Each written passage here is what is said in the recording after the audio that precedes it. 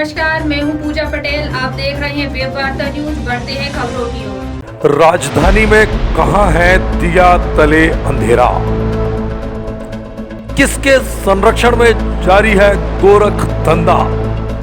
कौन है सरकारी नियम कायदे के दुश्मन? कब जागेगा कुंभकर्णी नींद में सोया भोपाल प्रशासन? चौंक गए ना आप? ये भी सोच रहे होंगे कि हिंदुस्तान के दिल यानी मध्य प्रदेश की राजधानी भोपाल में आखिर कौन सा वो महकमा है जो 9 दिन चले 2.5 कोस वाली बात साबित कर रहा है।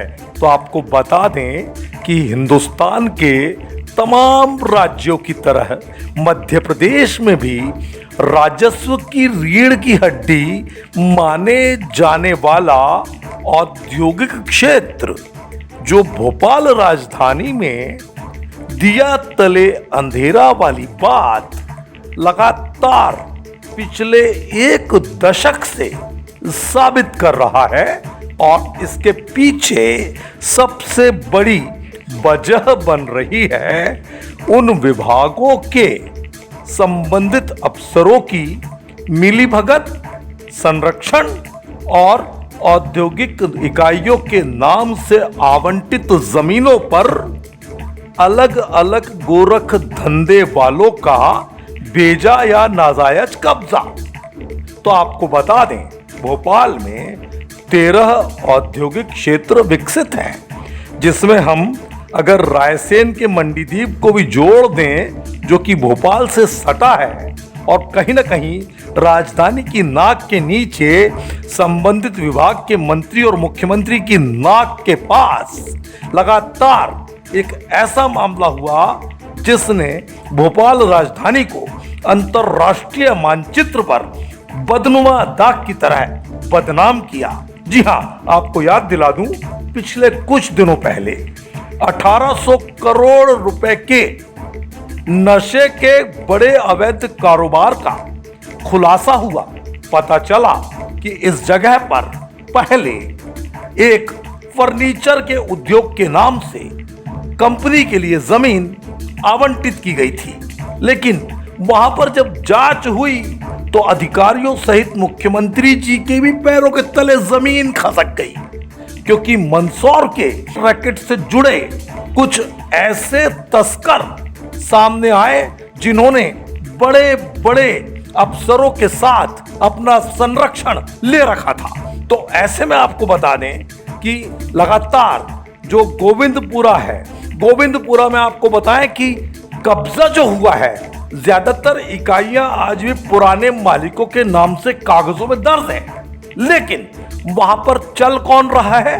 वो कबाड़ी जो पता नहीं कौन से कबाड़ को किस तरह से सोने चांदी के दामों पर तक खुर्द-बुर्द कर रहे हैं। ऐसी अनेक इकाइयां हैं जिसके बारे में संबंधित जिला उद्योग व्यापार केंद्र और औद्योगिक विकास केंद्र को भी शायद पता है या नहीं पता, या उनके कानों में जू नहीं रेंगती, या उन्होंने कहीं ना कहीं नक्कार खाने में तूती की आवाज को सुनना गवारा नहीं समझा है। नगर निगम ने बाग मुगलिया, पलासी, रासलाखेड़ी, करोंद कला, कलखेड़ा, नीलबड़, कान्हा सैया, हिनौतिया आलम, कोटरा सुल्तानाबाद, बेहटा और बावड़िया कला में झुग्गी मुक्त पीएम आवास और पुलिस आवास के नाम पर 1 दर्जन जगहों पर 30 हेक्टेयर जमीन ले ली। उद्योग विभाग ने अचारपुरा, करारिया, पातालपुर, वीरान में 4 जगह करीब 100 हेक्टेयर जमीन प्रोजेक्ट के लिए ली है। ये तो नई बातें हैं। मुख्यमंत्री का दावा है कि 60,000 करोड़ के निवेश आएंगे, लेकिन माननीय मुख्यमंत्री जी की संवेदनशीलता और उनकी युवा कर्मठ जुझारूपन को उनके ही अधिकारी उनकी नाक के नीचे लगातार पलीता लगा रहे हैं।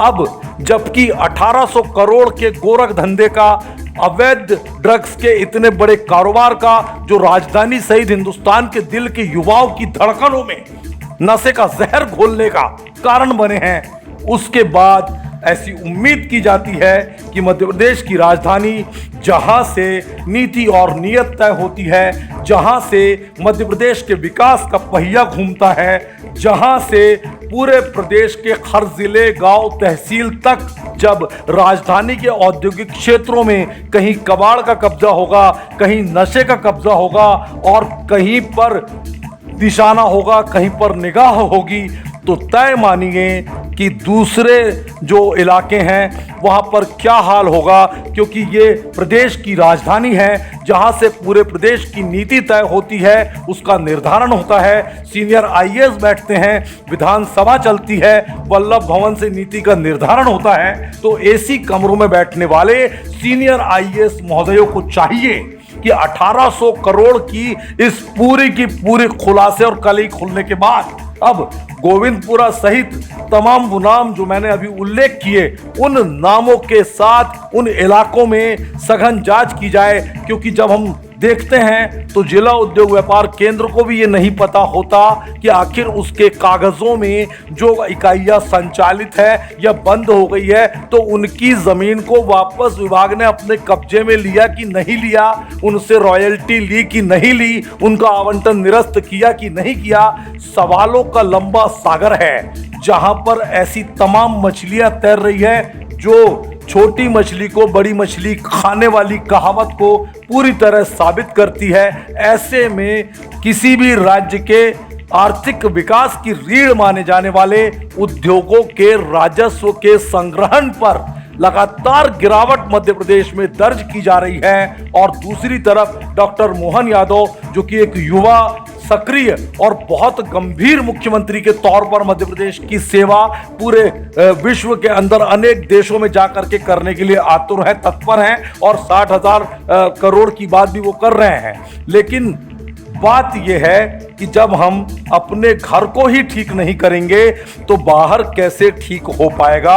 उम्मीद की जा सकती है कि अब इस पूरे मामले में जिला उद्योग व्यापार केंद्र के संबंधित दोषी अफसरों पर लंबी कार्रवाई की जानी चाहिए और सघन तरीके से उन तमाम बेशकीमती अरबों रुपए की जमीनों पर, चाहे वो गोविंदपुरा की हो या किसी भी औद्योगिक इकाई की, और एक ऐसा फरमान मध्य प्रदेश के वल्लभ भवन से जारी होना चाहिए कि प्रदेश के 55 जिलों में आवंटित औद्योगिक इकाइयों के लिए जमीनों पर आखिर कौन से गुल खिलाए जा रहे हैं।